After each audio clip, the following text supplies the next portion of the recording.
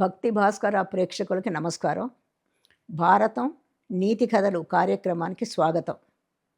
భారతం అనగానే మనం ఒక కోణంలో చూడలేమండి. దానికి చాలా కోణాలున్నాయి.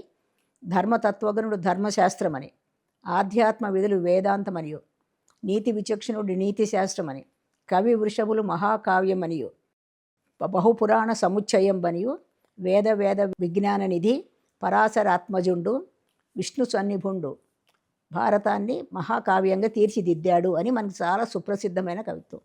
అంటే భారతంలో అసలు లేనివేం లేవు. ఆ భారతాన్ని చూస్తే ఆధ్యాత్మిక విధులు ఆధ్యాత్మ గ్రంథం అంటారు, కవి వృషభులు మహాకావ్యం అంటారు, నీతి కోవిదులు నీతి శాస్త్రం అంటారు, సర్వలక్షణ సంగ్రహం అంటారు. ఇట్లా అన్ని లక్షణాలతో ఉన్న భారతంలో నీతి కథలకు ఒక ప్రత్యేకత వరకు కనిపిస్తుంది. ఇవాళ ఈ కార్యక్రమంలో భారతంలో ఉన్న నీతి కథలు అనే విషయం గురించి మాట్లాడుకుందాం. మనకు ఆశ్చర్యం వేస్తుంది, భారతంలో నీతి కథలు ఉన్నాయా? భారతంలో యుద్ధము ఏదో కౌరవులు పాండవులు సందులు రాయబారాలు తప్ప నీతి కథలు ఏమిటి అని. కానీ భారతాన్ని జాగ్రత్తగా చదివి పరిశీలిస్తే అవి ప్రత్యక్షంగా నీతి కథలుగా కనిపించకపోయినా ఏదో ఒక సందర్భంలో ఎక్కడో ఒక నీతిని సమాజానికి మానవులకి అందరికీ అందిస్తూనే ఉంది భారతం. అదైతే వాస్తవం. ఈ నీతి కథలు చాలా ఉన్నాయండి. అంటే నీతి కథలు అనే పేరున భారతంలో మనకేమీ కనిపించవు, కానీ ఇవి చాలా ముఖ్యమైనవి. మానవ జీవిత గమ్యానికి కూడా ఈ నీతి కథలే దారి చూపిస్తాయి. మనం ముఖ్యంగా కొన్ని నీతి కథల గురించి ఇప్పుడు చెప్పుకుందాం. మరీ ముఖ్యంగా సత్యవాక్కుని వదలద్దు అనే ఒక కథ ఉందండి. సత్యవాక్కుని వదలద్దు. మనం అందరం అంటాం కదా, సత్యమేవ జయతే అంటాం, అందరూ సత్యమే మాట్లాడాలి అంటాం, అబద్ధం చెప్పకూడదు అంటాం. కానీ భారతంలో ఈ నీతి కథ ఎట్లా అన్వయించగలుగుతాము అంటే, భారతంలో ఏవి కూడా నీతి కథలు అని పేరుని లేవండి. మనకు కనిపించేవి ఏంటంటే ఆ పాత్రలు ఆ సన్నివేశాన్ని దృష్టిలో పెట్టుకొని ఇవి నీతి కథలు అని మనం నిరూపించుకోవడం జరుగుతోంది. అందులో ఒకటి ముఖ్యంగా సత్యవాక్కుని వదలకూడదు. మనం సత్యమేవ జయతే అంటాం, ఎప్పుడూ అబద్ధం చెప్పకూడదు, సత్యమే చెప్పాలి అని. ఒకరోజు ఒక మహాతపోధనుడు ఉన్నాడు, భృగు మహర్షి అని.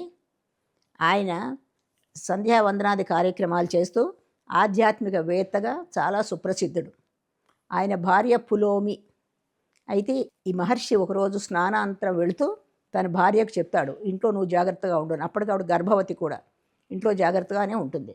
అంతలో కొంచెంసేపు అయిన తర్వాత ఆ పులోమి ఉన్నటువంటి భవనంలోకి ఒక రాక్షసుడు ప్రవేశిస్తాడు. భయంకరమైన రూపము మిడిగుడ్లతో. ఆమె గజగజ వణికిపోతుంది. ఎందుకు ఈ ప్రవేశించాడు ఈ రాక్షసుడు అంటే, ఒకప్పుడు ఈ పులోముడు ఈమెను చూశాడు, వివాహం కూడా చేసుకుందాం అనుకున్నాడు. కానీ ఇప్పుడు ఆమె గర్భవతిగా ఉంది, వివాహిత.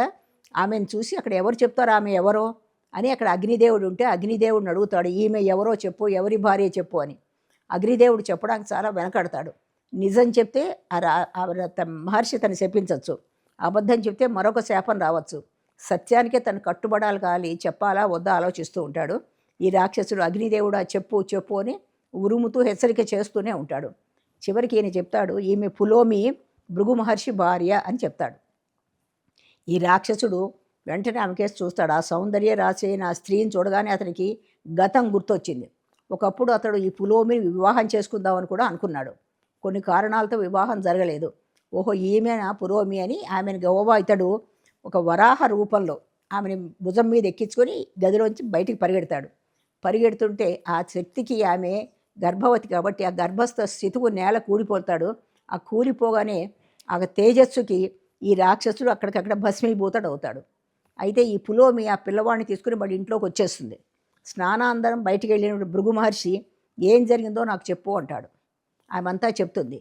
చెప్తే ఆయన చాలా కంగారు పడతాడు. అయ్యో ఈ రాక్షసుడు మళ్ళీ ఇక్కడికి వచ్చాడా, తన భార్యను ఎలా రక్షించుకోవాలని. ఎవరు చెప్పారు నువ్వు భృగు మహర్షి భార్యవి అని అడుగుతాడు. అక్కడున్న అగ్నిదేవుడు చూస్తున్నాడు.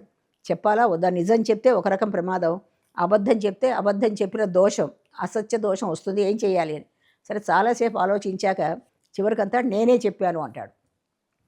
వెంటనే అతను అంటాడు, నువ్వు అగ్నిదేవుడివి, నేను నిత్యాగ్నిహోత్రుణ్ణి, నీకు రోజు నేను ఎంతో సేవలు చేస్తున్నాను, ఇవాళ నువ్వు నిజం చెప్తావా నా భార్య గురించి అని నిన్ను శపిస్తున్నాను, నువ్వు సర్వభక్షకుడు కా అని శపిస్తాడు. అగ్నిదేవుడు సర్వభక్షకుడు అయితే అతని నుంచి వచ్చే ఆహార పదార్థాలు కానీ హోమ నుంచి వచ్చేవి కానీ ఆ దేవతలు వాళ్ళు ఎవరో స్వీకరించరు, ఎందుకంటే అశుచిత్వం వచ్చేసింది కాబట్టి. సర్వభక్షకత్వంలో నేను తీసుకోలేని ఇలాంటి అంటాడు.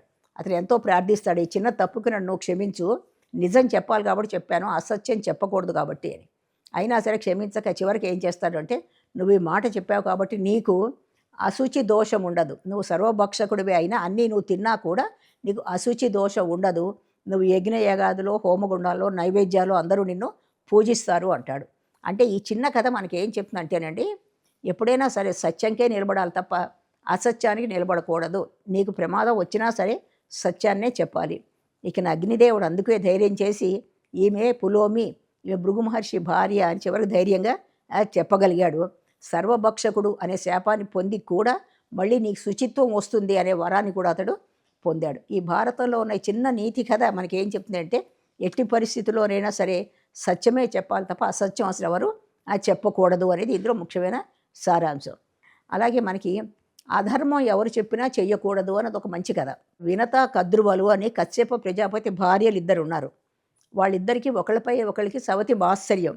కద్రువకి చాలామంది పిల్లలు పుట్టారు, వినతకి ఇంకా పిల్లలు పుట్టలేదు. అయితే ఈ వినత ఎంతకాలానికి నేను తల్లిని అవుతానో అని ఆ కోపంలో, ఆ ద్వేషంలో, సవతి మీద ఉన్నటువంటి మాత్సర్యంతో ఒక అండాన్ని చిదుముతుంది. ఆ అండాన్ని చిదమగానే అందులో అనూరుడు, ఇంకా శరీరం పూర్తిగా పెరగకుండా, తొడలు కూడా లేకుండా ఉన్నటువంటి ఒక పిల్లవాడు బయటకు వస్తాడు. వాడి పేరు అనూరుడు, తొడలు లేనివాడు. అతడు అంటాడు తల్లిని చూసి, నువ్వు మా సవతి మాత్సర్యంతో నన్ను అవిటివాడిని చేసావు కాబట్టి నేను వెళ్ళిపోతున్నాను, నువ్వు సవతికి దాస్యం చెయ్యి అని శాపం పెట్టి అతడు సూర్య రథసారథిగా వెళ్ళిపోతాడు అనూరుడు. అయితే ఇవనుకుంటుంది సవతికి నేను దాస్యం చేయడం ఏమిటి నాకు ఈ కర్మ అని. అయితే కొంతకాలం అయిపోయిన తర్వాత వినతా కద్రువులు ఇద్దరూ కూడా సముద్ర తీరానికి విహారానికిగా వెళ్తారు. ఆ విహారానికి వెళ్ళినప్పుడు దూరంగా ఒక ఉచ్చైశ్రవం అంటే తెల్లని గుర్రం కనిపిస్తుంది.